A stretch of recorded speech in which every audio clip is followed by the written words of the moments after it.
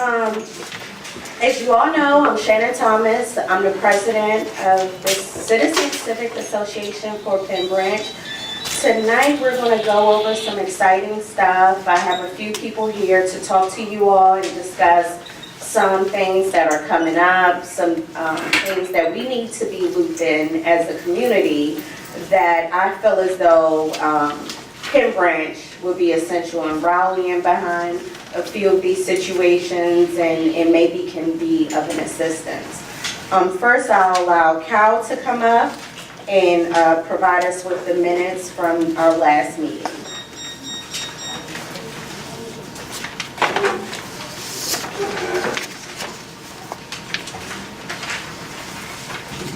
Good evening, everybody. How are you doing? All right, so at our last meeting on January 8th, 2019, the president welcomed everyone. We observed a moment of silence for one of our residents, Mr. Robert Richards. We recapped the Ward 7 holiday social. Then we also went through the minutes from the previous meeting, the November 13th meeting. We had several guest speakers, including Ms. Pamela Hagans, the vice principal of Van Beers Elementary, and Ms. Teresa Everett, the logistics specialist there. They spoke to the group about Ann Beer's efforts to increase enrollment in the neighboring community. We also had the manager of Planet Fitness, T. Anderson. She gave us a little bit about her background and also talked about membership and offered some free memberships to attendees of the meeting that were going to be drawn by a raffle. We also heard the crime report from Lieutenant Jameson. We're told that DC Police are staffing extra patrols around Planet Fitness in the new shopping center. We got the treasurer's report with the end-of-month balance of $2,372.12. And we had several committee reports, including on the Pennsylvania Avenue-Minnesota Avenue intersection project, the bylaws updates. We also got public works updates on projects that DDOT is undertaking all around the community, block captain updates, and also on the newsletter and on the shopping center. And finally, we had some updates from our ANC representatives, including the chairman, D.L. Humphrey. You should have a copy of the minutes, or if you don't have a copy, they're on the table back in the back of the room. Any questions? Do we accept the minutes? I move that we accept the minutes of the two previous meetings they read. Second. Second. Okay, so you have a second. All right, motion's passed.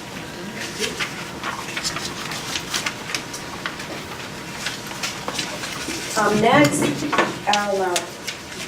I'll allow our Ward 7 liaison, Leslie Larry, to come up and give us some important information. Good evening, everybody. How you doing today? Good evening. Can you hear me now? Yes. There you go. My name is Leslie Leary. I'm the Ward 7 liaison from the mayor's office. I just have a couple of announcements about some upcoming events. Well, one upcoming event. So the budget engagement forum is going to be at Deanwood Rec Center on Saturday, February 23rd. And there, the mayor will be there. You can engage with her about the upcoming budget and what needs to be funded and what you think needs to be funded and what money needs to go toward programs, especially in Ward 7 and in the Penn Branch area. So that's on Saturday, February 23rd at 10 o'clock a.m. at the Deanwood Rec Center. Also, let you know that the Summer Youth Employment Program, the last time to sign up is Saturday. So if you know of any children or any young people that want to sign up for that, Saturday is the end of the enrollment period. Okay? Like I said, my name is Wesley Leary. I'm in the ward on Tuesdays and Thursdays. I'll leave my cards in the back. If you need me for anything, you can call me. And I will come out and see any situation that you may have. Any questions? What's the age level this year? Oh, that's for the summer youth employment?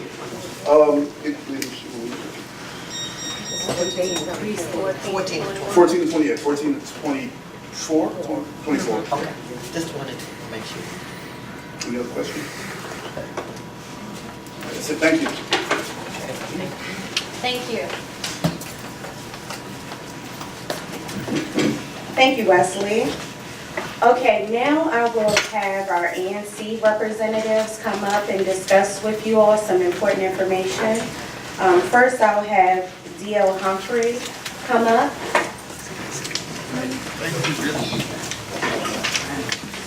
Good evening, Penn Branch. All right. So, thank you, Madam President, for inviting me to the meeting. Thank you, Board, as well, for having me. Really appreciate that. So, as stated, my name is D.L. Humphrey. I am the current chair of ANC 7B, also the Deputy Director for Councilman Vincent Gray. So I'll be very brief. I'm not going to hold you. I actually have my son in the back, and he has homework that needs to be finished. So, yeah. So, son, wave to everyone. There you go. So yeah, that's my true heart. So that's what we're here for. So so with that being said, let me get to the crazy news. Okay, so unfortunately, at ANC 7B, we've taken a couple of hits over the past couple of weekends. As far as shootings in the ward, high homicide rate. I mean, last year we closed out, with a high rate. Now we're on the record of having 19 homicides across the District of Columbia, 9 of those homicides being in Ward 7. We actually had 3 homicides that was over there at Fort Davis area, that's particularly my area. And then we had a shooting at the Pennsylvania and Minnesota Avenue bus stop.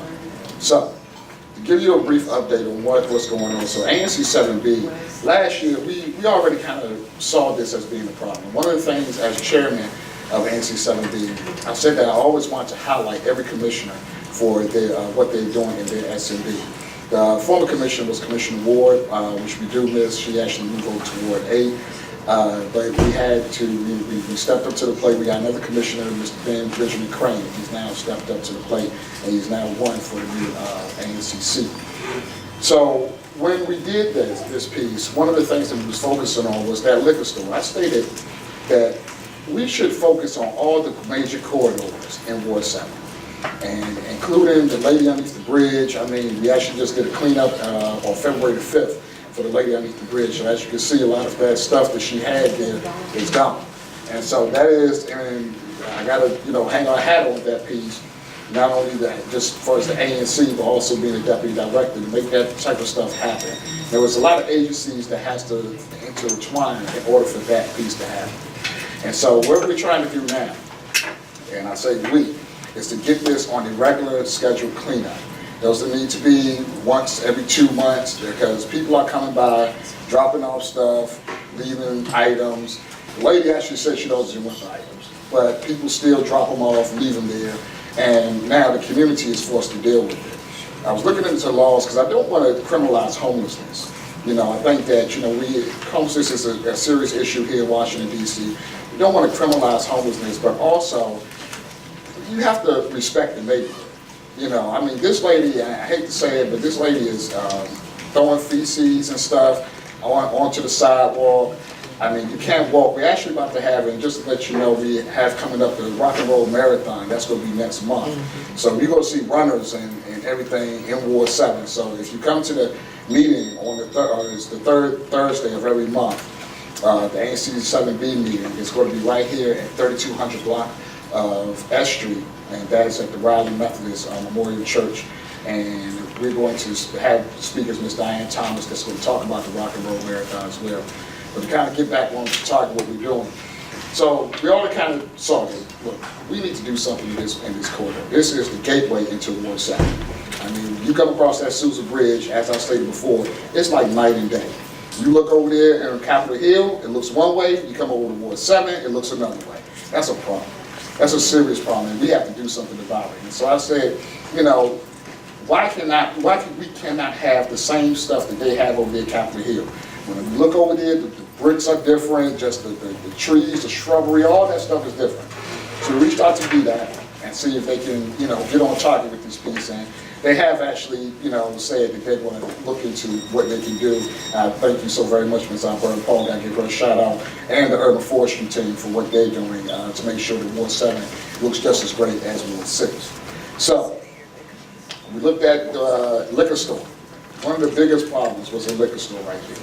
And then they came up with this bright idea to try to put a marijuana cultivation center.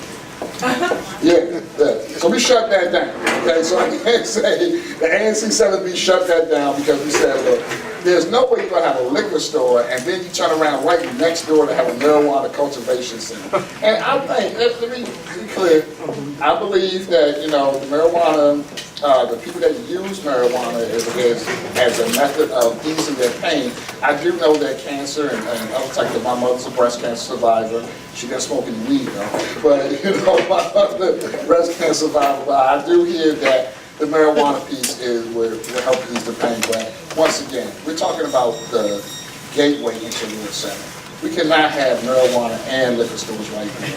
And in fact, as chairman, I propose that we have no new liquor stores in Ward 7 and 7B. No new liquor stores. And the ones that we have, they need to turn themselves into a wine and spirit store. I'm on a get down and lay down type of crew right now. Because let's just be honest with you. When we look over there at the Penn Branch Shopping Center, and they want to call it Penn Hill now, the Penn Branch Shopping Center, that's kind of like a spirit store, and you see the different look. You know, it's actually clean outside. You don't have people hanging around and loitering outside. You don't have this great big bulletproof glass that people are standing up there like you're like about to be robbed or something like that. So that's the type of stuff that, you know, I know people want to have their spirits and whatever have you. Come on now, we just can't have the same old kind of crazy stuff. So we're looking into that piece, and I'm working with the new commissioner now to see what we're going to do as far as regards to the liquor store. Already, when I walked in, I got a complaint about the liquor store. So we're working on it, just to let you know in the back. You know, we're working on it. I definitely need your support. I'll take questions. Go ahead. Yeah, just a quick comment. That is obviously they're putting a lot of work at that intersection of Penn and Minnesota. And yes, you make a lot of great points, but I think we should be careful about blocking any sort of business right there. Retailers in that area are fighting an uphill battle. You know, lack of parking, lack of any pedestrian activity. So, I mean, yes, if it's a weed store, if it's whatever else, there's someone at least with a vested interest in, you know, maintaining their area is my only point there. I definitely understand your point. I guess our piece becomes, and because we're the ANC, our piece is on community, what the community says. You know, and even as deputy director, I still say that, you know, if the community is saying, look, this is something in which that we want to have in our community, to be honest with you, I want to have, heck, I think we need to have a Chipotle in Penn Branch. I think we need to have, you know, and pizza to come over here to Penn Branch. I think that we need to have a tropical school. I think that there's different things that we can do to help motivate and build this clientele up over here, and people will come. We're already here. I mean, there's a house across the street from my house that's selling for $570,000. So the money is here. People are buying it. So I do understand what you're saying, and I'll definitely take that into consideration. I thank you for that. So with that being said, I'll move along because I don't want to hold time and, you know, in lieu of time of what we have going on. So when I looked across Ward 7, the biggest PSA that we had that had the most crime in it was PSA 604. That's the Benning Road area where G Street is located. And so I said, you know what, council member, which I support Councilman Gray, he support me, and I really appreciate that to have to hear the council member. He said, you know what, and I told him, I said, we need to have a crime summit. And we need to start bringing that information. Okay, so the crime summit, we need to have a crime summit. And in this crime summit, we need to start talking about what the type of things that we're going to have as far as what can help to reduce crime and violent homicides, and violent crime and homicides in Ward 7. And so we're actually looking at a couple of dates. We're trying to lock down Chief Newsham, and we also going to lock down Mr. Dan McFadden for the neighborhood officer of engagement and try to get him involved, because we need to know, people need to know their resources when it comes, because heck, I get calls all the time at night, and I feel like I'm the only one responding. I know that the mayor's office, Mopers, they're out there too, I see them. But in Ward 7, to be honest with you, I see that a lot of times I'm out 1, 2 o'clock in the morning responding to issues that I believe other people get paid to respond to. And, you know, I'm just being real with you. They come with all these big budget items and all this other stuff. Hey, okay, get your behind out here where the real work needs to be done. Let's, you know, stop sitting in your bed while I'm out there, you know, and other folks are out there trying to do the work that you get paid to do. So anyway, moving along with that piece, we will let you know. So we first put that information out to the Civic Association, so we will not have a leadership council meeting this particular month because we were trying to do the crime summit, and that's most likely going to be on the 25th, but we will lock it down and let you know for sure as far as that particular time. So, in conclusion, my last thing is this, and I'll take questions and I'll be out your way. So there are several dangerous intersections in Ward 7. Dangerous intersections, and in fact, last week, Ms. Paul and I was at a meeting for 7E in which they was talking about the Ridge Road and Burn Street corridor. Yeah, right there at the top of Ridge Road with Boeing, with Alabama and Boeing, and you go all the way down Ridge Road past the recreation center and everything. So there's been several things going on over there. So now what we're doing after the crime summit, we're going to do a traffic calming study, a ward-wide traffic calming study. So this is what I need your help in. And we need to make sure that everybody's included in this. If you can help us to identify, and I pretty much, you know, I'm not saying I'm the expert, but we know, and I know Ms. Paul knows too, some of the most dangerous intersections, or what you feel are the dangerous intersections in Ward 7. One of the things when it comes to traffic calming, we want to make sure that people can, that the pedestrians can see and be seen. And so that's the biggest thing. And so if you can help us to identify any of these locations that you think, hey, we might want to take a look at this, speed bumps, any type of thing. And I know Ms. Paul will probably go into detail on the different things that you can push on that piece, and then we can go forward on that. So that's going to be after the crime summit. So let me do this. I'm going to leave a couple of cards. I want to make sure that everyone has my contact information. Please take down my cell phone number. This is my personal cell phone. This cell phone that Nicole has, that Sharon has, that Shannon has, they all have it. We all have the same cell phone, so you're going to get me when you pick up, not I'll get back to the 24 to 72 hours piece. So the telephone number is 202-276-3307. That's 202-276-3307. So at this time, are there any questions? All right, I see Sir, three. question? Go ahead. If I could, I wanted to suggest that the council member and yourself add the home again program for our police officers, our fire department, as a piece of this segment. We could bring these people back because the budget is now allowing for just them, not me and you, up to $100,000 grant, which they can use to put a down payment on a property, not to see 410 unless their uncle has somebody or mommy wants to add somebody. Right. They can buy above that, but the ceiling for the grant is 410. Let's bring our police officers back to the district. Totally agree with you. Oh, I know. I totally agree with you, Ms. Paul, and in fact, Councilman McGray We gotta actually. make that a bigger issue. Yeah, actually, Councilman McGray did put that in, is that he wanted to make sure that the police officers are coming back and firefighters to come back. And actually gave them tax incentives. I believe they don't have to pay taxes or something. Right, they don't have to pay taxes Yeah, on this so- particular program, just them. Yeah, Teachers, doctors, lawyers, and if you know any, yeah, y'all need to tell them to go to DCATD's website and apply, and let's get them back. yeah, we need. They don't have to pay nothing but the interest for the first 5 years. There you go. So we definitely need that. That's a helpful program. Thank you so very much for bringing that up. Home again. Thank you. Bring 'em back. I love it, I love it. But lady in the back, Will we be part of the crime summit? Well, how will we decide to do that? If I want to participate. oh, if you want to participate, sure. I'll tell you what, give me a call. You have my cell phone, 202-276-3307.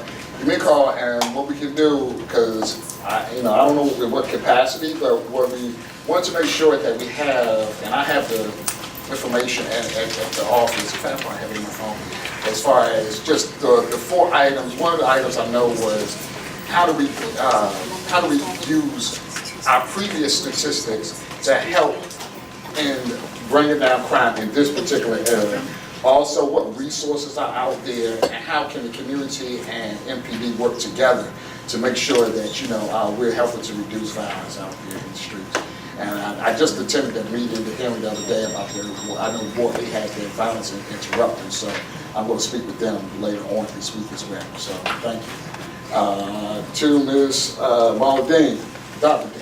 When I was here last month, I brought to the attention that car wash on Minnesota Yes. and Pennsylvania have a lot of illicit activity going on, and that's where the shooting happened. Yeah, and just to let you know, so it started off, the shooting, and I'm not in PD, I can speak a little bit about this, I can't go into detail. It was in the newspaper today. Yeah, it was a long article in the newspaper today, and I'll say this, I'm going to speak on it, but I say that there are other information that's coming out, so the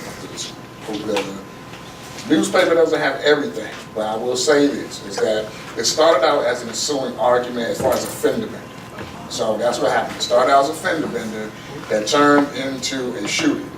And so, in which is crazy because now we're talking about how these little things can turn into a bigger thing. And so I'm actually going to ask MPD if we can start having officer presence at every major corridor in Ward 7.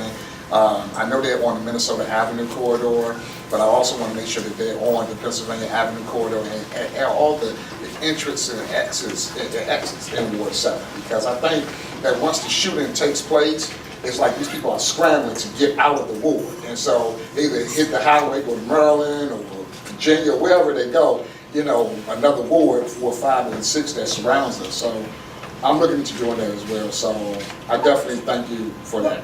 Well, and I just, because there's so much activity goes on there, including prostitution, drugs, all kinds of stuff. So, it's just something that needs to be attended to. But Commander Taylor, when I went to his retirement dinner, he alluded to the fact that so many of the police officers that's coming to DC now are driving from Western Pennsylvania. True. So far away. True. And that's having an impact on what's going on, because their level of engagement and commitment is just different than when you have people who were from the DMV area.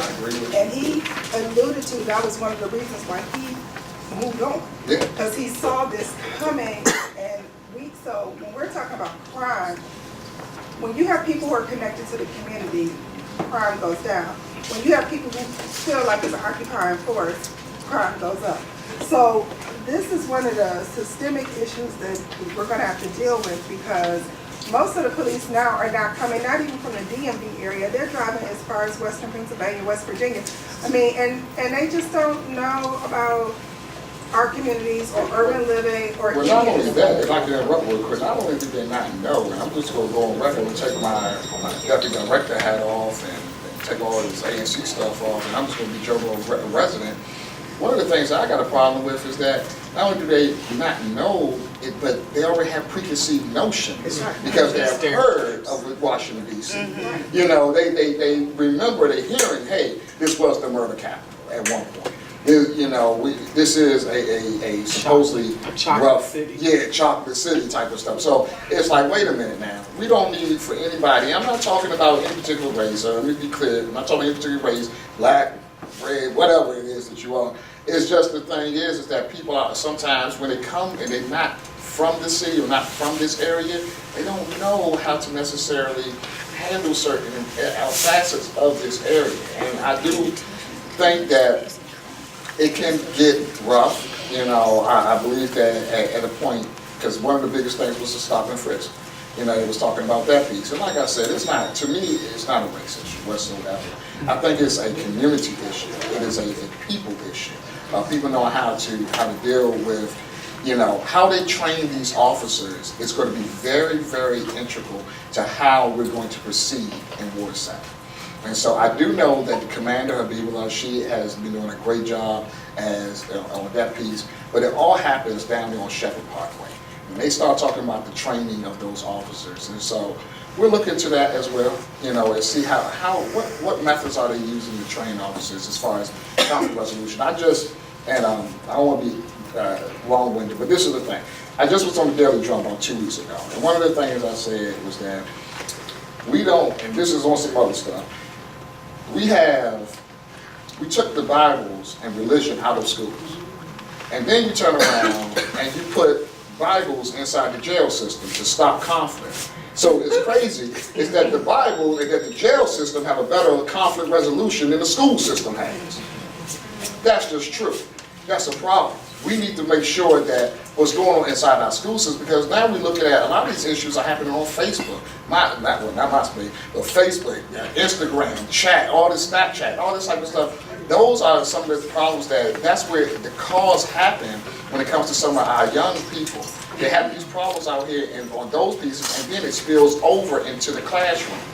And so we have to do a better job as far as conflict resolution and coming up with a plan when it comes to conflict resolution in Ward 7 and in the school system. I'll take the last question. I think, last question? It's not a question, it was just more a comment that, Police Chief Newsom, when he was here last, he did say a very small percentage of policemen are from the district.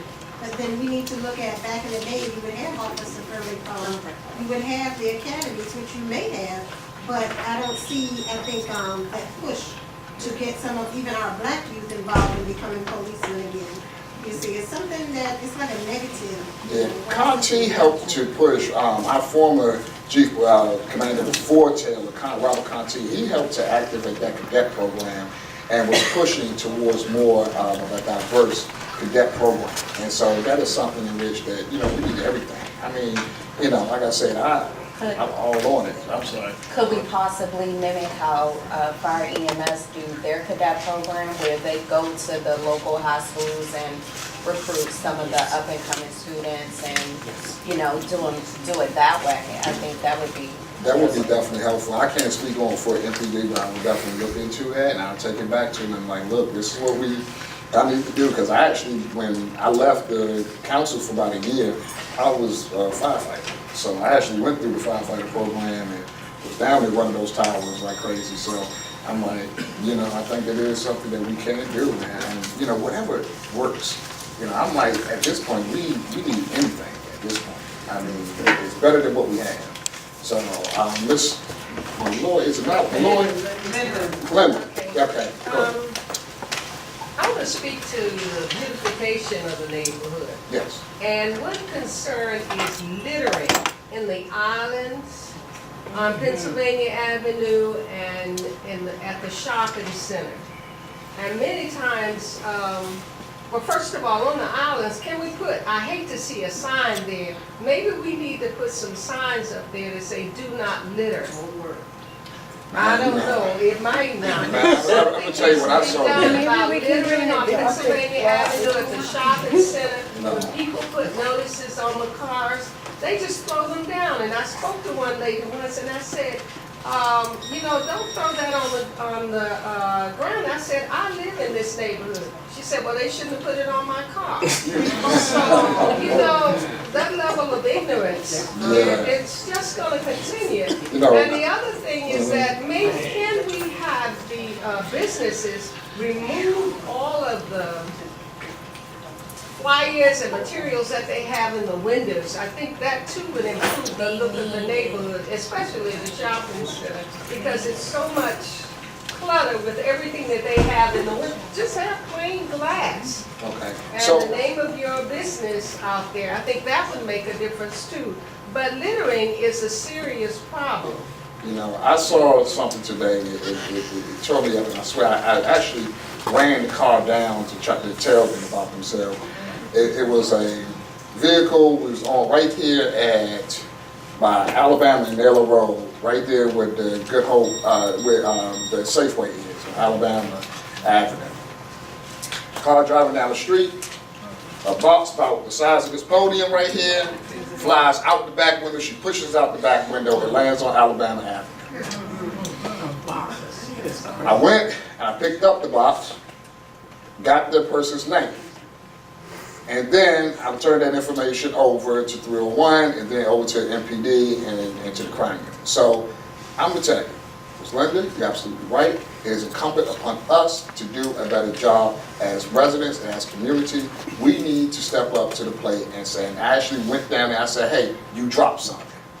And they was like, we didn't drop. I said, yes, you did. I pulled out my badge, of course. At that point, I apologize and all this big wild stuff. Look, you knew what you was doing when you threw it out the window. You rolled out the window to throw the box out the window. You didn't care. And that's the problem, is that they sit here and that you know, we have to step up to the plate, Point. And sometimes I do, I think I might have to, MPD, I might have to buy me a bulletproof vest one day. You know, but we have to step up to the plate. We have to care about our community. I cannot want better for your community than what you want for your community. And that's what needs to happen. And so if we care about Ward 7, I'm Ward 7 true, you know, native Washingtonian, native Ward 7 Washingtonian, so I care about my community. And so we need to take that same approach. I do, particularly, I wholeheartedly agree with you. My second piece on the business flyer. So DCRA has a piece where they say you have to show, a business need to show 80% of the window. They need to be able to look in, MPD need to be able to drive by and look into those folks' windows and see if there's a crime that's taking place in that piece.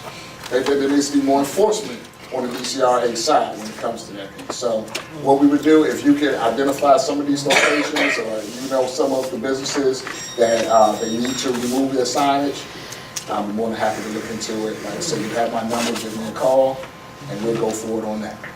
All right? So I don't want to take up any more of your time. I'm going to stay in the back for about 5 minutes. Like I said, I got to get that guy home so he can finish his homework and eat. I can hear his stomach growling from here. So with that being said, I'm out of your head. Thank you so very much, Penn Branch, and I will see y'all next month. If I don't see you again. Thank you, Dio. I know a lot of times when I'm driving up and down Pennsylvania Avenue, I see Merlin tags throwing trash on Pennsylvania Avenue. So it infuses me every time I see it. It gets me upset. So yes, we need to do better at reporting that. Okay, so next I will let Miss Nicole McDermott come up and talk to Penn Branch.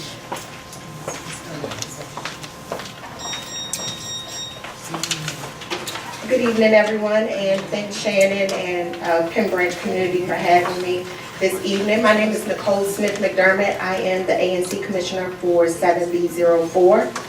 And I just wanted to come today to speak a little bit with the community. I also as well have some cards in the back. My contact information is there, so please feel free to grab a card on your way out. If there's anything that you all need, feel free to contact me. My personal cell number is also on the card as well. So one of the things that I wanted to speak to the community about, and I'm sure it probably came up in your meeting last month, was O Street. There was a permit application that was taken out for O Street for paving and landscaping. I received that application maybe 10 days into taking the ANC Commissioner seat. I reviewed the permit application in conjunction with Ms. Alberta Paul. We were able to put together a documentation for the Department of Transportation to object to that permit. For those of you that are familiar, O Street, particularly this residence here, they have made several attempts to pull out permits. They've changed the permits. They've changed, you know, the way that they submit permits, and it's been a lot of underhand things that have been happening with this particular address. So with that being said, again, they submitted a permit application for paving a driveway, tree planting and landscaping. So my initial thought when I saw it was, well, why would you want to pave a driveway and there's no house there? That doesn't make a lot of sense. So again, we submitted the objection on January 17th. Shortly after they received the objection, the person that has been submitting this application then went in and revised their application. So they revised their application. We were supposed to have a hearing specifically on the ANC Commissioner's objection to their permit. We were scheduled to have a meeting, a hearing February 28th. It is my understanding that that is now postponed since they did go in and revise their application.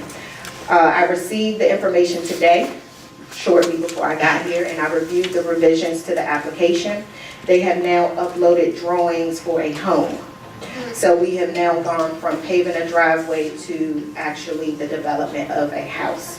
So again, I will be submitting another objection, so that this will not go through again. And if we need to continue to go back and forth, we will definitely do that.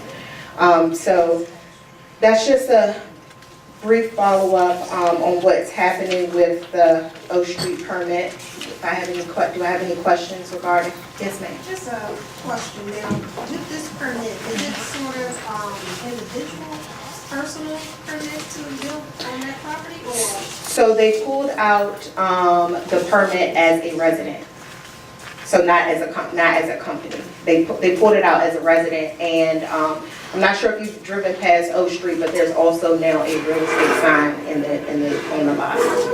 So if I could also add on with this piece, one of the things that we also wanted to do is make sure that, and this was something that Ms. Alberta Paul stated about this, we wanted to make sure that we put all of those lots into the DMV's inventory. What happened was that those lots was all to be placed inside, first it went to the DGS, and then all of a sudden we said, look, we need to take them out of DGS and put them inside of the DDOT inventory, because DGS was just kind of selling them off. And every year or so, we would have this problem come up about people wanting to buy these properties, these lots. And so what happened, I know DDOT, and Ms. Alberta Park could go into details about it, they put pillars down, about how many feet down in the ground? Those pillars are 150 feet down every 6 feet. So you got pillars that's 150 feet down inside the ground. If any of those pillars move, if anything happens over there as far as building, you're going to damage the integrity of the wall, compromise the integrity of the wall.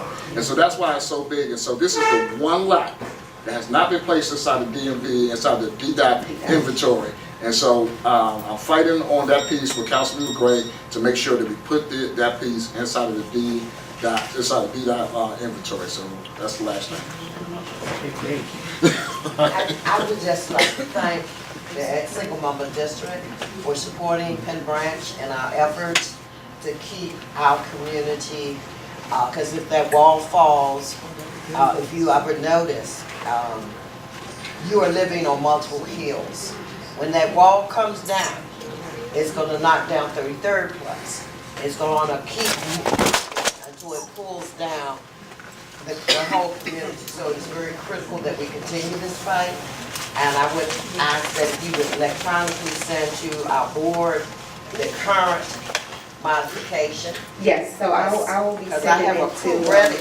I'll send it to you because I do But I have gotta it see the date. electronically now because I didn't have access to the And at this system. point, I just want us to get a permit fix to this issue because it's ridiculous that it keeps looming and we have to keep doing this uphill battle of refighting the same fight. Yeah, and so that's what DL and I had discussed, permanently putting it in DDOT's inventory. Yes, that is the goal.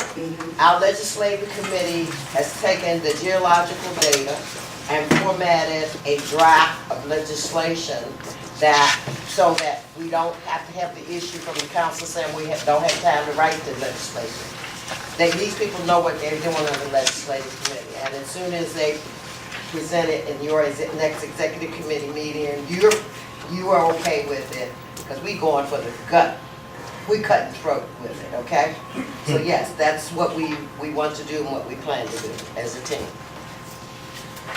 Yeah, so again, so for the new permit revision that I just received today, I will be, because it's a rather large file, so I will be downloading it and I will be sending it over to Shannon via email so that you, and we have a response date, our responses are due by March the 1st.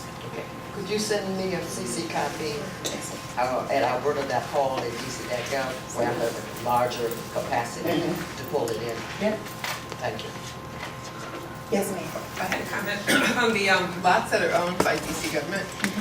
We should consider having Casey Trees put a conservation easement on those lots, which would prevent any building in perpetuity, and they also can maybe plant trees. I don't know if trees would impact the drainage or what have you, but I worked for DHCD, and we recently had 5 lots in the Vacant to Vibrant program that were determined to be unbuildable for various reasons, and we entered into conservation easements with Casey Trees for those lots to protect them in perpetuity from building, and they'll be forever green space. So that's another way to prevent building on the district-owned lots. I encourage you to share the details with Miss Laura, because I just do the engineering part. Okay, I wanna Ms. know Laura about the law. Richards? Yeah, I'm here. Oh, okay, yes. I will do that, okay. Whatever will win. Any other questions? Okay, well, I will not take up too much more of you guys' time. I know that we have quite a long agenda, so I want to make sure that you all get through it in a timely manner. And again, I do have cards in the back. All of my information is there. I also have my personal cell, so if there's anything that maybe you all forgot or need to discuss, feel free to contact me. I'm always available. Thank you, ma'am.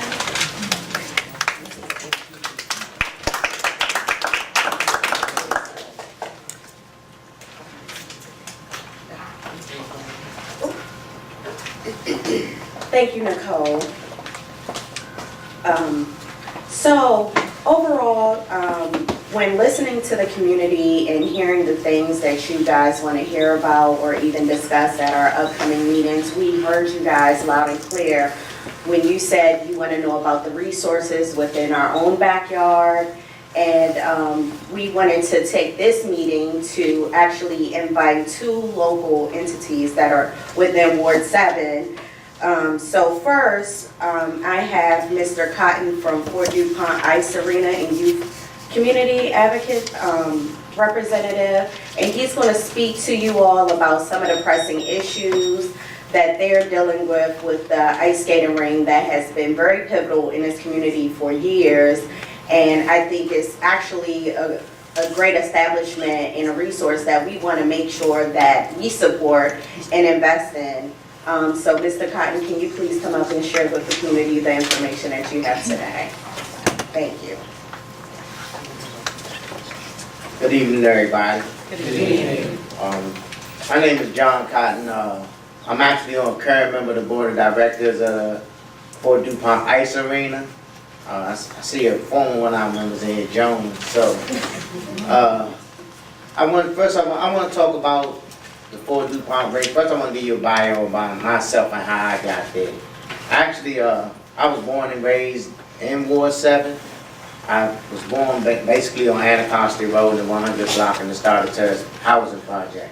So I went to Kimball Elementary, and I went to Wishing Junior High School. Now I graduated from Wishing Senior High School and the University of the District of Columbia. So you see how much I have love for my city. I actually played my last year youth football right across the street on Randall Highland Field on one of the teams that they had, a community team up there. And I used to walk from Anacostia Road to Randall Highland and play every day. The thing that I did also, if you want my community involvement around there, I've been a coach over at the Ridge Road Rec Center football coach. I started a program over at Rosedale, where you see the new field at. But I was at the old Rosedale when it was a dirt field and just everything else. And I was stood in those meetings with the community about getting a new rec center and do things like that. My main passion is I'm a community advocate. I'm an advocate for underserved youth and community members to try to make the place better. I mean, if they see better and they get better, they'll do better. That's my attitude. Like I said, I came from public housing. I ended up getting a degree, but it was programs like youth recreation centers and libraries. I was in the band at H.D. Woodson music program. So I think every opportunity that's available to youth should be allowed and valuable and available in every community. So I get a little bit disturbed when they take programs that might help a kid, might be his thing, because everybody's not an athlete, everybody's not a singer, everybody's not a rapper. I mean, we can do more than that, and I try to make sure those things are available. My personal experience with that is that my son, and I'm a football coach, and I'm currently the linebacker coach at H.D. Woodson High School also. And just to say, I'm just heavily involved in the in the community, because I can sit up here and talk about an hour just what I do for Ward 7. Like this past Thanksgiving, I done delivered over 300 turkeys to almost every school at least. And I just say do a little with a lot, the H.D. Wilson, to Kimball, to C.W. Harris, to Anacostia, to Baloo, to everybody. So I just try to make sure that if it's something that I can do and inspire a kid to do better, then they can get better. One of the things I do, I say my story with Fort DuPont is that my son, I was coaching football over at Rosedale. At that point in time, he actually going to a public skate at Fort DuPont, and he locked in there. And actually, they were just having a hockey game right before the public skate. And he said, I want to try that at 6 years old. So we brought him over there. They had the Kids on Ice program at Fort DuPont, where he started in, and he learned how to skate there, which ended up turning to him getting an opportunity to attend Gonzaga High School, which turned into an opportunity to attend a prep school up in Maine, Bridgeton Academy, which turned into him being able to play college hockey and play 4 years of college hockey, which turned into an opportunity for him to play professional hockey over in Germany for a year. And none of that would have been possible without that Fort DuPont ring, because at that point in time, and then now that I am a little bit more blessed to do it, but I sure enough couldn't afford to do what it took. And the fact that he had the bases out of Fort DuPont that totally was able to be affordable is one of the reasons why I was determined to make sure that Fort DuPont be a viable option in case there's another kid like mine and another kid that needs a way out that come over here. They have figure skating, they have speed skating, and it's quite sure stories like that with kids that came out of there and seen things in life and done things in life that they never would have done in that sport, in the sport like synchronized skating, in the sport like speed skating and figure skating, and that they never would have experienced if it wasn't for Fort DuPont being there, because it was a viable option. They don't turn kids down, and anything that they do, I'm a person like this. If you're an advocate for the kids and you're an advocate for making Ward 7 better, and I'm going to be a part of it. And I don't have to live in your neighborhood. I don't have to do like that, but I know it's great because there's no use to this community being good and everything surrounding it is a mess. So you have to help the whole Ward 7, then you got to help the city. A little bit about the Fort DuPont Ice Renowned Kids on Ice program, which is the flagship program. And the flagship program is the Fort DuPont Ice Rink, and that's what it was kind of built around. So what they do, we have a Kids on Ice program, and 43% of the kids is the only indoor rink in the city. So I'm gonna be truthful, I'm transparent in my statements about the rink. It's an indoor facility, it's the only one in the city. We have a use for the whole city, but we have emphasis in the community. I don't think nobody make a stronger commitment to the Ward 7 community as an organization than the Fort DuPont Ice Arena. We hire out the community. We do a lot of things and no kids are turned down. But we do have a mission of serving the city and serving them in any capacity, whether it's the ice sports from speed skating, synchronized skating. With that being said though, the Fort DuPont Kids on Ice program have been around for over 20 years and served over 20,000 kids in this community. 43% of those kids that came from Ward 7 and 8. And the programs that we do, school skate for ice, for fitness, where any DC public school can contact the rink and follow their physical education program. If they can get over there, we'll provide them some ice so the kids can come over there and take. So we do that with over 30 schools. And we DPR when they have closed, like next week the schools will be closed. We do fun days at the rink where they can get over there in the park service buses and the kids can skate on the ice and do things like that. We just held one last month and I think it was a great thing that they did. 50% of the skaters over there are girls, which they don't do, and 62% of the skaters over there are African American. Well, we got to know that DC is changing. So every time you see somebody that's of a different race or a different thing, don't mean that they don't live in DC, and it don't mean that they don't live in Ward 7. Apparently, by you seeing people just looking in this meeting. But if you on the outside looking in, my main thing why I decided to become more of the community face is because I've been living in this community all my life, and I hear all the stereotypical things that they say, hey, it's only for them people, nobody live in the community come over there, everybody coming from Merlin and Virginia. I mean, even as late as last week, I heard on one of these listservs that they have out there, hey, they got all Virginia customers and Maryland customers and doing like that. And I replied, because I'm going to tell you the truth. We only have one Virginia customer and no Maryland customers. And the customer that's been there is a fully planned customer that comes back, and every time we do a renovation to the rink, they there cleaning up, they there engaging with our kids, and they engaging and doing like that. Another great thing that I seen from that rink is that I seen one of the best things that I ever saw in my life. So I see as a guy, Will Abney, that used to came in there. I remember the day he walked into the rink as a 7-year-old, right across the street, unattended from his parent. There was a guy, Jack Slater, that was playing hockey for Gonzaga. And they just had a chance meeting as a friend. Jack was in high school. And Jack befriended Will. And from that relationship came, Will had a dyslexic reading problem and everything else. The people from Gonzaga wrapped their hands around Will. They actually fought the city pro bono. They got together so Will could get tested and get the things that he needed, and fought the city to put him in the school that he needed to do, to get his grades right, to get him to help him survive. Right now, Will, and then the rink, so that grew from that. So everybody at the rink started attracting the Will, and they put their arms around him. To this day, Will, now he's 17. He was 7 when that happened. He's 17 now. He got 3.6 grade point average at the school he attended. He works Saturday and Sunday at the rink. So the rink even hired him to do what he do. So rink, he got a positive attitude on life.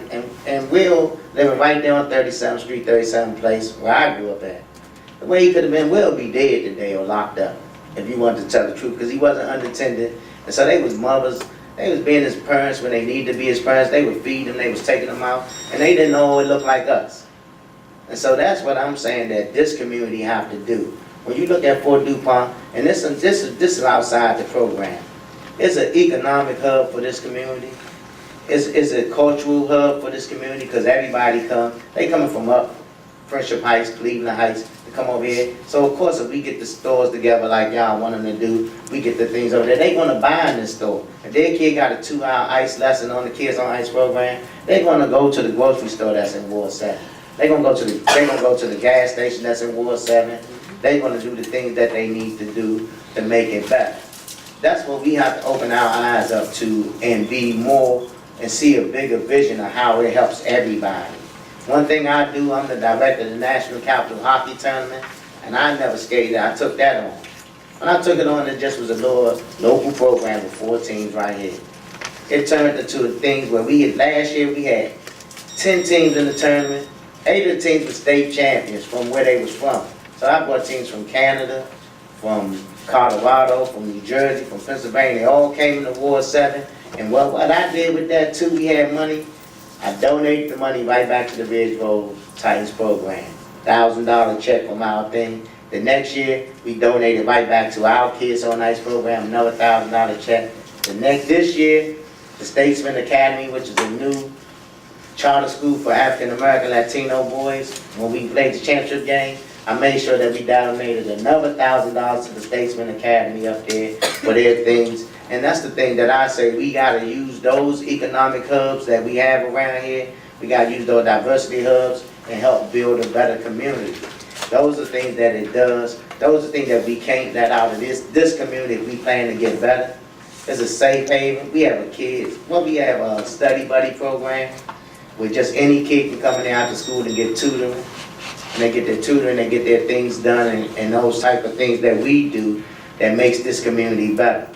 But one thing we have to do, and it's not so much of this community that you have to talk to, but you got to talk to the Benton Terraces, you got to talk to the Starter Terrace, you got to talk to them and have them come up there to Benton Parks and see what it is and not just go on what you think or your perspective. And I'm going into those communities and make sure, and people around there know me, and I'm saying that I'm supporting the rink, and you got to give it a chance.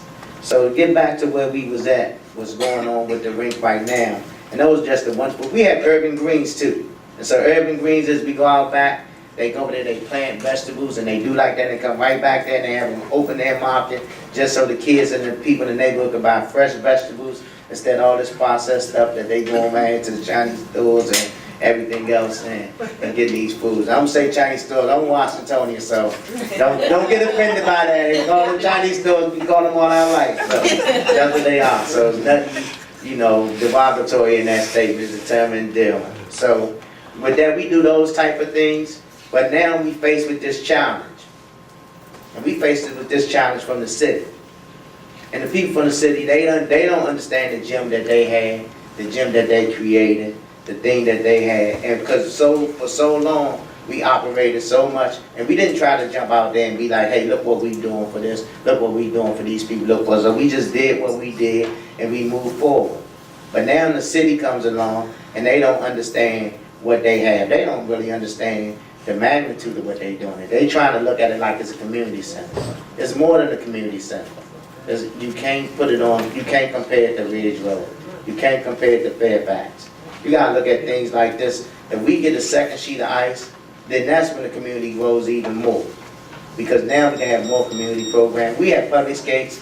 If they just go to our calendar that we put out on the website every weekend for a month, I left a few here that has those dates where we have public skate. What happened is we almost playing, like you said, it's almost a Robin Hood concept. Yeah, we had the paying customers, which is Gonzaga, St. Albans. You have the DC Stars, which is Wilson. Now I see Hardy got a hockey program, so Hardy comes over there. We got Catholic and American University and Catholic University hockey. They pay. The no ice dogs, they come and they pay full price to pay. But we take the money from that and then we put it right back in the community programming with our Kids on Ice. One thing I did when I got over there, the first thing I saw with the Kids on Ice program is everybody in Ward 7 don't need to skate for free. So let's get this myth. We got people around here make good money. We do like that. So what we did, and I helped as a board director, I did the same thing when I was at Ridge Road and when I was at Rosedale. Now I made it income based. Let me know what your income base, this is fee be. But nobody paid over a certain amount. But if you have to pay less, you gotta pay less. You got more kids, then it'll be a different rate. We had to get a scale because we do need money to operate. So you just can't say just because I live in Ward 7, I get this. But then you don't want people to look at you like you Ward 7. So get back to where we was at with that. So the city was faced with that. So we started out maybe down in 2013 where we was awarded a $15 million appropriation for a new two-sheet rink so we can increase the community program while we still have our paying customers going on. It kind of came from there, and I'm going to try to read because it's a lot. But we had DGS, and they hired a contractor to come on. And so what they did was we presented them with a rink. It was about a $20 million rink because we have people on our board that has engineering experience and things that they do. So we had about a $20 million rink that we had, and they gave $15 million. We supposed to come up with the last $5 million through our fundraising efforts that we do. So they came back, and then next thing you know, I don't know what happened. DC again said, hey, let our guys look at it. They come back with a $38 million rink that we personally felt we didn't need a $38,000 rink, $38 million rink to do what we needed to do. We could have did it at 20. So then they kind of moved our guys out of the process, out of the planning thing, and they just started talking among themselves. And so they came back. We had a pre-kickoff with the design that was only at about 20 million, 22 million. Then they went back, and then they kind of just dropped the ball in their project design. And if we tell them the truth about what happened, because I sat in those meetings too. Because I wanted to make sure that not only was Fort DuPont getting a fair shake, that this Ward 7 community getting a fair shake too. And I'm not trying to be too long, but it's a kind of difficult situation. But and I'll go fast. So the big thing was they fired their project people. They dropped the ball. So then they kind of come back to Fort DuPont and say, hey, y'all not doing y'all part. We're going to try to reprogram the money and take it away from the rink. And our argument was, no, we was ready. Because we had, and Joan could contest to this, we did have a campaign group brought in, the Sheridan group, and we started our capital campaign, which we was going with our large investors first, and then we dwindled down till we started getting, you know, community donation. So we have people, right now to this day, we have almost over $800,000 already raised. But then we was told by the city, we can't put it out to the community till they put shovels in the ground. But then they didn't do their part. So then we asked where the design was. Then they cut off, we had no conversation with the city since March of 18. Till we found out maybe a week and a half ago that they was gonna reprogram the money. And that's when the campaign came. So what brought us to the day was, we came back, we put out the campaign, they heard the community voice, so they pushed the thing back to the 19th. We back at the table this week, this past Tuesday, I was in the meeting. So we got an MOU that we looking over. I think the process is gonna be good, where then they're gonna be able to have a design and a timeline where they'll get the shovels in the ground. What we need from this community is when that time comes, is to lend your expertise, is to donate to this thing that's gonna be great for the kids, it's gonna be great for this community.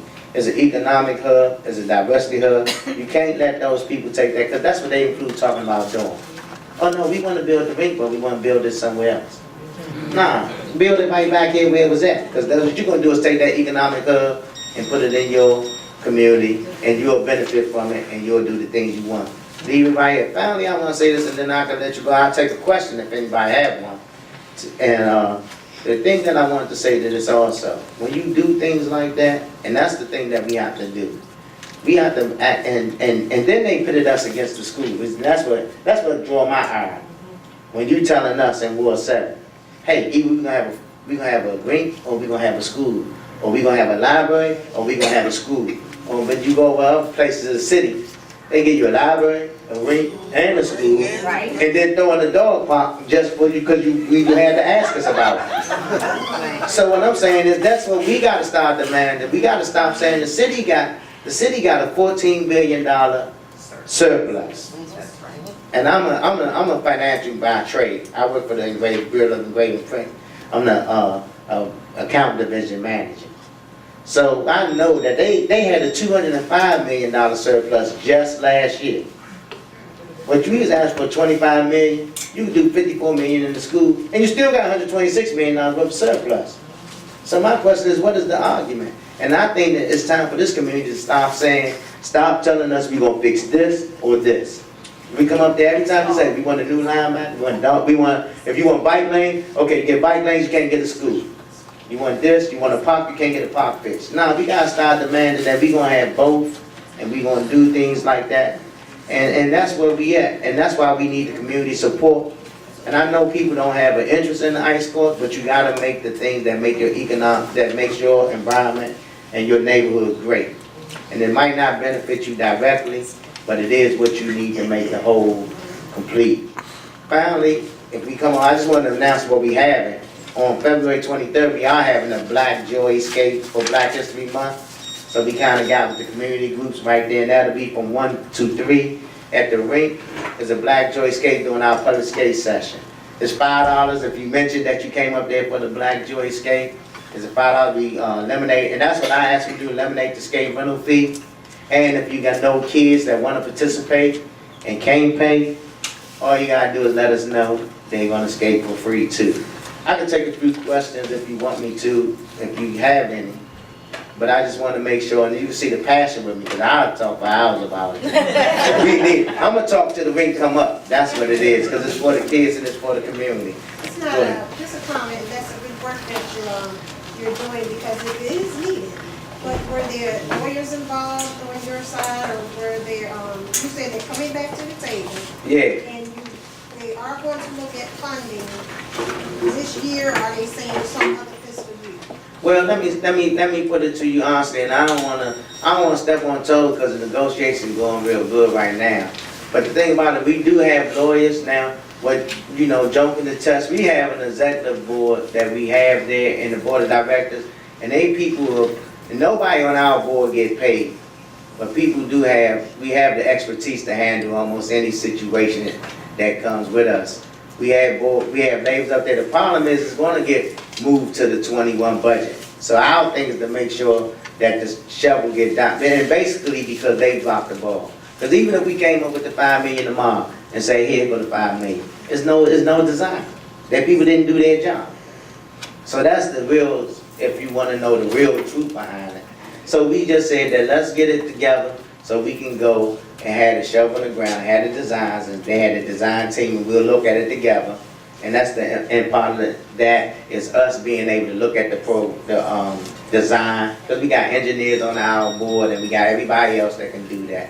So again, I don't, like you said, for everybody else, I know you move these community meetings and they can get a little long with it, I don't want to be that. But I just want to show my passion for this rink, and I think it's something that everybody can do. We're going to be a new DC, we're going to be a new Ward 7. That we got to open up our mind, and we can't get better till we decide to do better. So if I got any questions, y'all can ask me. If not, she has my information. You can ask her. I have some stuff up front.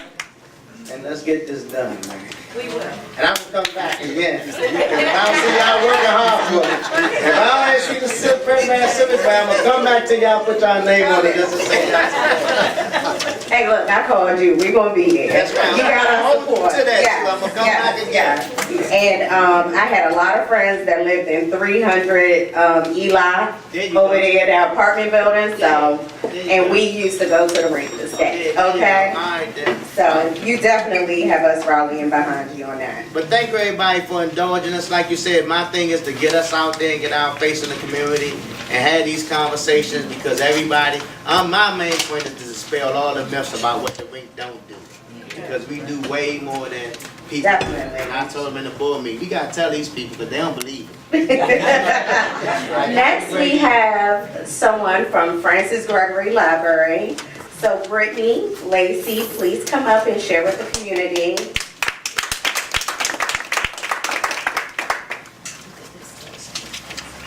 Good evening, everyone. Thank you so much for having me. My name is Brittany Lacey. I'm one of the children's librarians over at the Francis Gregory Library, and I'm not going to be before you long. I'm just going to touch on a few programs that we have coming up. If you didn't get one, there are calendars and flyers for some of our new programming that we're going to be offering at the end of this month and in March, and also our monthly for the rest of this month, what we have going on. We're starting our short and sweet story discussion group, and that's going to be at the end of the month on the 26th. We're also going to be having our adult book club again. Now, I've been doing in libraries for 10 years. Don't look like it, but it's not that young, okay? And I started at the Francis Gregory Library in 2008, and we had a very vibrant adult book club group. That kind of went away when we had to go into the interim, and then the new building got built. So we're really hoping that you all will come out and support that. If the adult book club is not your thing, of course, the short and sweet story discussion group, that's quick. You guys can get in, support the library, talk about what you all are talking about, and get out of there. Also coming up, we have the Herschel Museum. It's going to be here for a Mix It Up. It's going to be a paint, and it's for families. It's geared for babies to 6 years old, but it's going to be for families. So if you have older children, grandkids, please bring them out for this program. We're sponsoring with the museum. They're going to be doing this program at Francis Gregory. They're going to be at Capitol View Library. They're also going to do one, I believe, it's going to be at Bellevue. Bellevue is the other one. You're going to go home with free kits to work with your kids, grandkids at home. And one is going to be mouse paint, and the other one's going to be a bag, case of stripes. Every Wednesday we have chess. And if you don't know, It's the Hershorn event. I'm sorry, the Hershorn event is going to be the 7th of March, and that is a Thursday. And we're having it from 10:30 to noon. We're trying to get our morning wiggle time group in there for that. So that's March 7th. That's a Thursday, and that starts at 10:30 a.m. I want to let you all know we have yoga. I don't know if anybody attends the yoga program. It is moved from Tuesday nights to Monday nights. We also have chess every Wednesday. Chess is Wednesday, and I don't know if you all been watching the news, but our resident chess teacher, one of the young men that he teaches was on the news. And I forgot the award, I was supposed to remember what he got, but he was on Fox 5 News, and we just thought it was a big deal because we're like, look, he came and tutored him at the library. We saw him every week, and he won his tournament. So anyway, we're proud about that. On Wednesdays, We have our preschool story time Thursdays. We have our wiggle time. That's a music and movement activity. And then on Friday, we have our baby toddler time. If you know anybody who is, if they are not work from home, but homeschool, please let them know about the programs that we have going on. If you know anybody with young children, maybe they're stay-at-home moms, please let them know. I'm getting new moms every day like, I didn't know you guys had this here. Oh my God, I'm so happy to have another adult to talk to. So please let them know. And I think that is it. Does anybody have any questions for me about the program? Yes. Brittany, do you have any programs specifically for seniors or So one of my colleagues actually goes out to the senior center and does and works with their book group. So it's actually the senior center's book group, but she goes out there and I believe she facilitates and participates. But right now, the only upcoming thing we have for the adults is going to be the short and sweet book discussion and the adult book club. That's up and coming. And we have had a big change in staffing. The staff has completely changed. So please come back over and check us out and see what we have going on. You're going to see a lot of new faces. Like I said, I started there in 2008, went to Southwest, ended up going to Montgomery County Libraries and coming back. So I feel like I'm back home now. So everything is kind of changing and we're getting, the staff is more solid now. We have a new manager. She plans on staying around, so we're not going through all those different managers like we were before. So we're really trying to ramp up the program and get some more things back in. You mentioned about the conference room space as well. Oh, I'm sorry, yes, the conference room space. We have 3 spaces for you to rent, not rent, but for you to host your events. So everything has to be free and open to the public. I have to say that, so if you have something, somebody from the community wants to come in, or somebody in the library wants to come in and check it out, they can. But we have a large meeting room space that can fit up to about 75 people. It says 100, I think, online, but it's really up to about 75 people. We have 2 conference rooms. We have a lot of people that come from outside the city that come and use those rooms, not in the ward and, from all over DC as well. But a lot of people come from Maryland, we see, that come and use our conference rooms and our study rooms. Yeah. Yes? This is quick. Can you send our board the calendar so we? I could do that monthly or. Yeah, I would, yes. I just on the website. And Right. 2, how much is the Be Friends of the Library? How much is the? You have an annual membership for communities to help support. I believe it's $25. I'm not 100% sure, but please, if you care about Ward 7, I know you all are here at this meeting, please come join our Friends group. That helps support library initiatives. Yes. You also can please apply to be on the Hold It Request money. As you know, we were left a large sum amount of money over 10 years ago that we have not spent. So trying to get stuff through that Hold It Request to spend on programs at the library has not been easy. Mm-hmm. Yes, ma'am. So say one thing I appreciate, and I'm there a lot, is that you have free copying, up to 20 copies. Yes, that has changed. That's new. Per day. Yes, everybody And I gets, think that's a wonderful thing. right, Thank you. right. Everybody gets 25 free prints and copies every single day. If you go above that, we currently don't have a way to accept your money. So if you go above that 30, 40, we're not gonna, tie your hand, make you sign an IOU. We're just gonna go ahead and release those copies and prints for you. Yes, thank you. That guy. Oh, more questions? Yes. Okay, I'm sorry, I see the hours, I was gonna ask you the hours, but they're at the bottom. Yes. On the calendar. If you don't have a library card, please come get one. I was just in a meeting about our facilities and our master plan that we have coming up. And some of the statistics they gave us don't reflect what I see coming into the library and what we have going on. They're saying that our computer use is up, library cards are down, book, checking out, now all of that is down. So please come to the library and support us. Yeah, our numbers dictate how much staff we have, our hours, what types of materials we receive. So they look at all of that data. Thank you. Thank you so much, Brittany. And it was so sad to hear that this was the first time that Francis Gregory Library was formally invited to any community meeting. So I was flabbergasted and floored to even hear that. So thank you for taking your time out today. We will definitely be forming a relationship and having you guys come all the time. So thank you. Okay, now we will have Lieutenant Jessica Hawkins, or is Officer Mark? Good evening. Mark Mabel is going to give us the crime report. Some of you all know me. I haven't been here in a while because I let Lieutenant Jameson take over the meeting where I had several other meetings to handle. I usually, on this evening, I'm usually at ANC 7E at 56th Place in East Capitol. But I asked the captain to do that one, while myself and Lieutenant Jessica Hawkins come and do this one. Good evening. Good evening. We know time is short and of the essence. So we're gonna zip through it. We probably can have one or two questions. Lieutenant. I'm Jessica Hawkins. I'm one of the Sector 2 lieutenants. I'm sorry I don't get to see you guys very often. I'm assigned to for Sector 2, so I'm one of your evening lieutenants. However, I'm on midnights for a while. Kind of float back and forth. Let's talk about some of the things that are probably on your minds. The crime report. We're up. We had 4 homicides total in last month.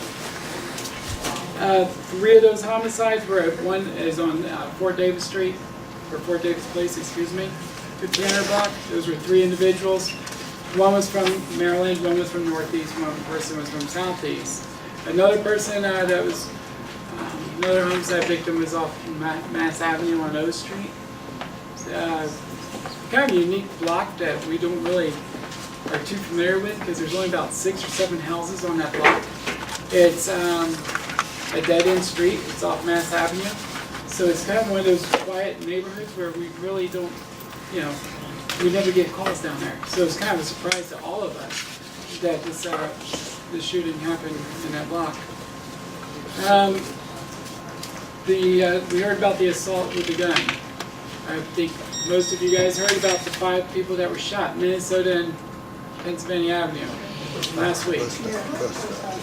That was a closed arrest. So the person that did the shooting. Can you guys use the mic? Sure. Is this better? Yes. You can hear me now? Yes. Okay. Thank you. That's probably better. So that was a closed shooting. We had 5 people that were shot, and that was a closed. The 6 district detectives closed that case within arrest. I'm sorry, I didn't hear you. No, I was just wondering what you said. When you said closed, that means they found them. Yeah, it's closed within arrest. In other words, they went out, they found out who did it, and they applied for an arrest warrant, and then they went out and made the arrest and brought the person into custody. That person was a 30-year-old. I think his exact name, but he's from Southwest. Moving on. Sorry. So we talked about the crime report. One thing I wanted to talk about, utilizing 311 for non-emergency calls. And for a long time, we didn't have a non-emergency number. However, we now call 311, press option 1. And that's for less serious crimes where no one's injured. Sign up. How many of you are on DC Police Alerts? I got 2 hands, 3. So a lot of times, a lot of this information we found out if you sign up for police alerts on, if you go to our homepage which is npdc.dc.gov, or you can just Google it, and you'll see DC Police Alerts. You can sign up for that, and it will tell you about traffic, road closures, shootings, or other incidents that are going on in your neighborhood. And as well as you look over at the newsroom, and that will give you updates on crimes that's happening throughout the entire city, and you can narrow it down to just through PSA or your ward. I heard somebody mention something about Planet Fitness. Our officers are in the area quite frequently. A lot of the officers do enjoy going to Planet Fitness. They work out there off duty. We do recognize that that could be a potential problem for people coming and going. It is a 24-hour gym. So sometimes you may see an officer sitting in the parking lot working on the report or meeting up with an official or something like that. Some of the things that we're doing as well as to combat some of the crime, I heard you guys talk about officers aren't engaging in the community. Commander Abila has gone to or she's going to try this strategy called hotspot policing. What that is officers they go into, long and short of it, basically they're going to park and walk, get out of their cars and actually walk 10 to 15 minutes throughout the neighborhoods, and they're just going to pick whatever spot that our officials have determined it's a place that's needed. This has shown that there's a 40% reduction in crime, and it's actually a pretty valuable strategy that they've worked that into the stats and figures, so we'll see how that works. Yes, ma'am? They do that at Shepherd Park. There's a police officer, when I was working there, he walked that whole hill, and we had a cell phone number. I mean, it really just helped with, the traffic that we had going in and out of the library over there, and he was able to interact with the community. He was on the Park Street liquor store, at the McDonald's, so it does work. Right, and the good thing about the park and walk is it's not going to be a set time or a set day, or it's not going to be at the exact same time, and the object of that, the whole purpose of this is so people don't know when the officer's going to stop, and it's going to be different officers. So you don't know who's going to, if Officer Marable, or if it's going to be Officer Freedom, or if it's going to be which officer, you don't know who it's going to be. And it's probably going to be the same guys or the same girls. However, you're never going to know when that officer's going to show up. Just park and get out of their car and walk down the street, say hi to a few people, and just walk around for 10 or 15 minutes. And it usually shows that crime is reduced 30 minutes. Usually there's no crime within 30 minutes of that activity. Some of the other things we're doing is, I don't know if you guys heard of our environmental crimes unit. Some yes, some no. Basically, it's a couple of our officers. And it's more than just environmental crimes. We found that also a lot of crimes, they do occur around vacant houses, vacant properties. So they teamed up with DCRA. One of the things that they're doing with DCRA is they're trying to identify vacant and abandoned properties. They go into those properties, secure them. First, they make sure they're safe, make sure there's no one in there, and then they secure it with DCRA, the assistance of DCRA. What I would ask you guys to do to help us, you know your community better than we do. Although I live in the community, I can tell you on my block and my neighborhood which houses are vacant, because I live there. So do you. So if you know of a vacant house or abandoned property, let us know. You can send me an email, you can send it to our listserv, or you can report it online. But this way, we get to identify those properties, we can look at them and continue to check on those properties. Also, something else that I would like to see more help with is identifying construction sites. So if you see one of your neighbor's houses or someone's house that's under construction, chances are we may know about it, but the reason why is what we notice a lot of people, a lot of our construction workers do get robbed, usually Thursdays and Fridays when they get paid. They get paid in cash. A lot of those folks are from the Hispanic community, and there's a huge distrust for the police. So they're not going to report, they carry cash, they're paid in cash. We've reached out to our Latino liaison unit, and that's the citywide Latino liaison unit, and we've asked them to help. The problem is, they get about 5 minutes before they start work, because you're not going to get all those guys to stop working and come down and talk to you. So if you can help us out and identify those properties as well, because they're also subject to theft, burglary, and other activities. So, having that said, I just want to give you guys a couple of other, let Officer Marable give you some other positive news and share that with you, and thank you for your time. Thank you. Just a few bullet points. The cadet program, we do have a cadet program. The ages are from 17 to 24 years of age. So if you know a young adult, they may want to join us. Tell them to come on. The website is joinmpd.dc.gov, and it will explain the program. They do pay for their schooling. MPD will pay for their schooling at UDC for them to get at least the 60 credit hours of college. Okay, so that program is up and running and going well with our local residents, okay, young residents. In reference to Pennsylvania and Minnesota, I just want to add, some of you all may have seen me down there. I park on the sidewalk. I take the police car.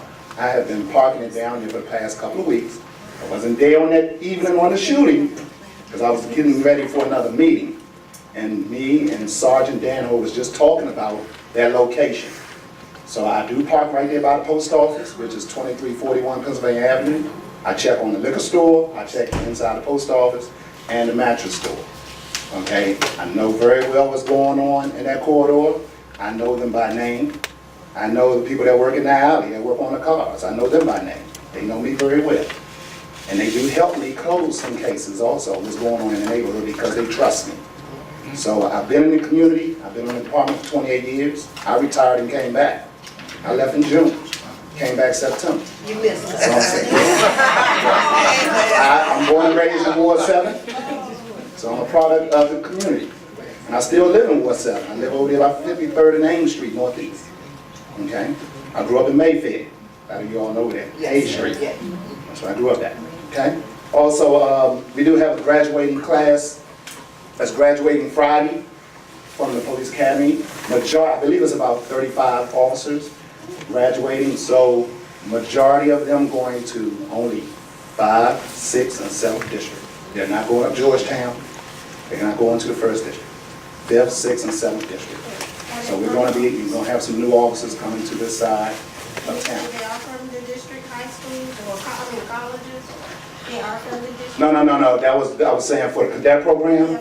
That's our local young people. That's from DC. Yes, because recruiting do go to the high schools and recruit them. Yes, ma'am. Yes. Last month when I was here, I reported an abandoned vehicle on the 3200 block of Old Street, right behind the laundromat. It's been over 60 days, it's still there, and now it's no plates. And I've been working with DPW with the Ward 7 has a major issue with abandoned autos. We have the highest amount of vehicles that need to be towed.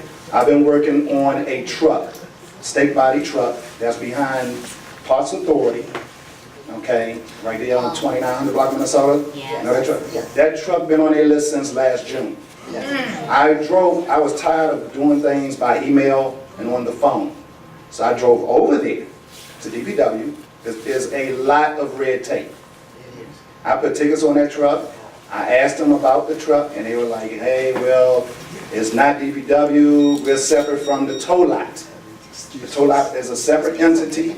They advised me, if there's something major going on in the city, such as a baseball game, those tow trucks are allocated to that. If there's something going on uptown, those tow trucks are allocated to do that, and they get to it when they get to it. So that's not on us. I understand that, but since I live on that block, there's rarely not an abandoned car on that block.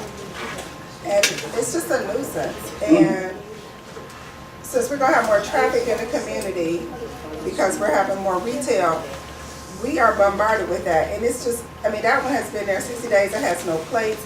First we were told they had to have, they had to be ticketed. Now it doesn't even have plates. Somebody has stolen the plates, so they didn't put them on their car. I mean, but it's never pretty much, if we go a good 10 days without an abandoned car, that's good. Because it seems like one gets towed and then another one gets replaced. So that is a nuisance to our community to have all these abandoned cars right there. And it's constant.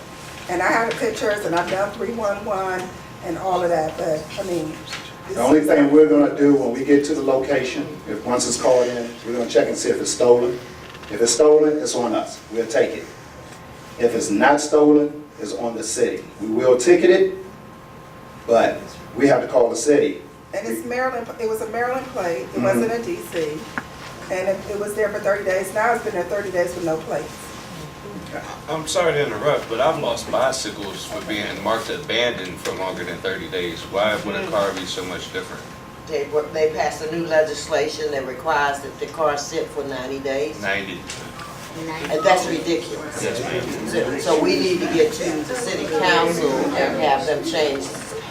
I'm just frustrated with the city council, so forgive me. But the bottom line is, the law used to be, in 45 days, I could have your car moved. Yes, ma'am.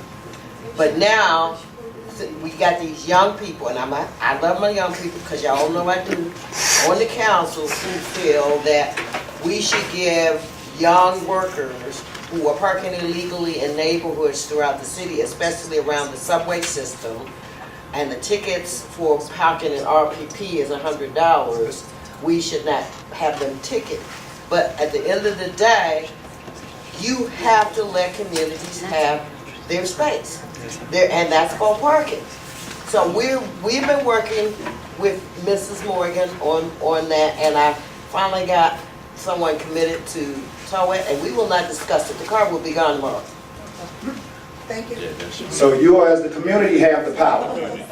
I would say Flood, Department of Public Works would call DDOT, whomever, the tow lot, the tow truck side of things. Let them would call us to get these vehicles moved. Because we're doing our part, but there's a break in the chain. So Hi, I wanted to just talk about something that happened this past week. And I didn't really know how to handle it in real time very well because I've just never been in that situation. But so I live on Nash Place between Highwood and I guess Pope or whatever that street is by the park, right? And it's like a steep little hill, and our lot's weird, so it has a ton of like street frontage, right? And you know, since I've been living there, you know, since May or March or April, right? You know, there's been like a kid there who's probably smoking a joint or making out with his girl, whatever. Okay, player's gonna play. I'm not, you know, whatever. Don't care. But man, I don't know if it was last Tuesday or last Thursday. I came home and one of my what I drove by was that car that I always see, another car, and then a kid walking after, I guess, the resident on that street, you know. And I mean, he just beat the hell out of her, dragged her across the street. I mean, beat her. It wasn't short. You know, I called the police, but you know, I didn't leave a report. You know, I didn't. You know, when cops rolling up or I don't know, whatever. I was just not even thinking clear. I just said, hey, can someone come? You know, of course, you know, they clear out shortly after, but you know, I'm sure someone may have came. I just got home. I had to deal with a young child, but you know, I guess the report wasn't made, so I want to bring that up to everyone here. You know, if I see that red car again, I'll probably just call the cops for saying he's doing drugs or something, just because fuck them. What is your address? I'm a 3319 Nash Place. Okay. I have to come around and put eyes on it so I can see where they're parking. Is that a park? Is that so right off Branch? You come off Branch. Yeah. And come So down if you come up Highwood from Branch and then take a left on Nash, that's technically the 3200 block. Yes, I know. But we're all the same block. I'm the 33319. Yes. So it was one of those houses. You know, I'm not putting anyone's business out there, but it's just one of the houses further up, closer to Highwood. And I mean, it was crazy. I mean, it was just crazy. Well, you see something, say something to us. Continue to call us. We're here for you. We work for you. Okay, let us know. The squeaky wheel gets the grease. If you all don't let us know, they will pull our units to the other side of 6th District. Let's keep it busy. Okay, so let us know so we can keep our units down here patrolling. Yes, ma'am. My problem though is that every time I've had to report a crime, I'm being called a liar and told that the police want to put a report on me, and so I've stopped reporting the crimes. Actually, I was robbed on Minnesota Avenue, not far from the post office that we refer to. My husband and we were robbed at gunpoint. And when I went to the police station, they called me a liar, said they were going to put a report on us for filing a false police report. And then come to find out they actually sent the wrong detective, and when the right detective got there, he took us in his car up to the area where we were robbed. Found my glasses. They're actually broken now because of the incident, and that's how they found out that the report was actually true. But I just wanted to let you know that that's not the first time that's happened. I've been in this area for about a year now. Yeah, every time I try to report something, it's a real issue.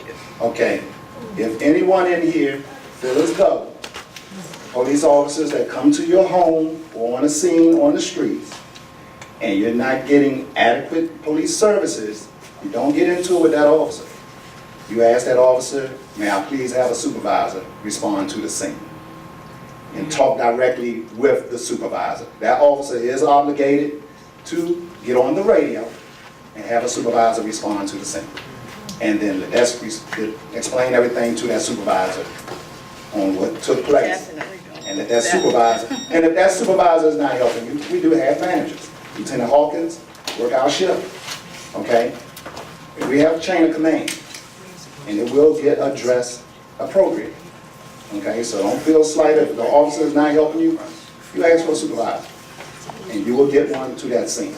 Okay, if you don't want to talk to that officer anymore, then you can call the substation or call dispatch back and say, listen, the officer is here, not helping me. Can I have a supervisor respond? That dispatcher will then ask for one of the supervisors that's working the evening shift or morning shift or midnight shift, please respond down to that scene. And then it will get handled appropriately. And then if it need to be readdressed with that officer, that supervisor or that manager will deal with the officer for corrective action. Okay? Okay. Thank you. Thank you for your time.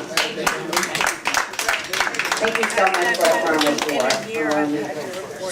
Because we went over today, we're going to move the stuff that all the committee members were going to address to our next meeting. And quickly, I'm going to just have Tawana lastly do the treasury report, and then we're going to send you all to be home.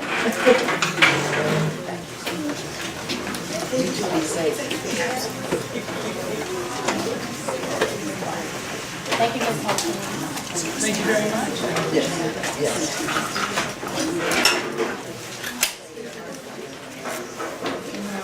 Good evening. Real quickly, I put a copy of the Penn branch expense report on the tables for your view.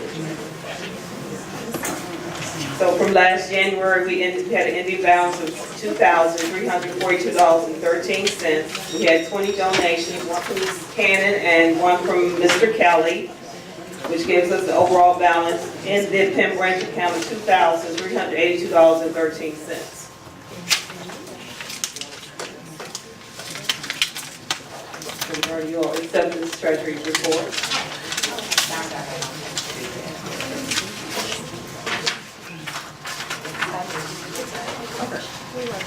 A motion that we accept the report? I second. Thank you. Well, thank you all. Have a good night. We already have people on the schedule for our next meeting. I'm excited. We have a few special guests, so we'll see you guys next month. Get home safely. Can I say one thing? Yes. Last month during the meeting, it was voiced that people were liking the idea of having a coffee shop in the area. Right.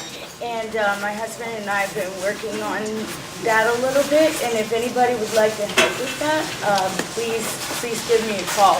My phone number is 202-971-0176, and I'd love to help bring the coffee shop to the neighborhood, and if anybody else wants to help, please give me a call. Thank you. Hopefully somebody local and small.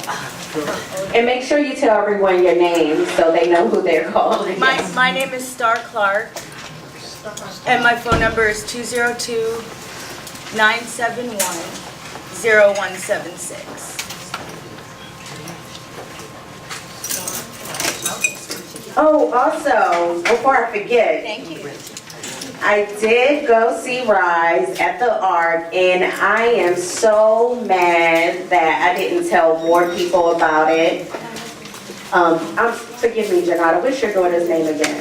Brandy did so phenomenal, and it was such an emotional dance performance. If you missed it, you truly missed a good show. I wish more people from the community, well, I did see a couple of people I saw Stanley and his family. and a few other people from Penn Branch, but I'm telling you guys, this show was phenomenal. And next year, I definitely will be going again. And that was the last show that day, right? So, they even had a professional ballet dancer from the Kennedy Center, right? From Washington Ballet. The Washington Ballet. And, the show even made you emotional. It had a storyline, and I felt like it was time sensitive. And it really even talked on a lot of things that we have going on now. So, oh my goodness. I was speechless. But thank you for inviting us and having her come and do her leg extension and some more. I really enjoyed that show, so tell her thank you. Thank you all for this. Oh, and I hope she feels better too.